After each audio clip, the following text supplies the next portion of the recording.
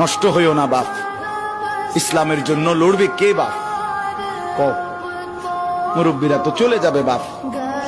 18 বছরের ছেলে, 20 বছরের ছেলে, 22 বছরের তাগড়া জওয়ান, তুমি নষ্ট হয়ে গেলে, তুমি চরিত্রহীন হয়ে গেলে, তুমি যদি সারাক্ষণ নারী ছাড়া, ছবি ছাড়া, মদ জুয়া অশ্লীলতা, তুমি যদি মোবাইলের আসক্তি ছাড়া চলতে না পারো, আগামী দিনে ইসলামের জন্য তুমি করবা কেমন, লড়বে কেমন?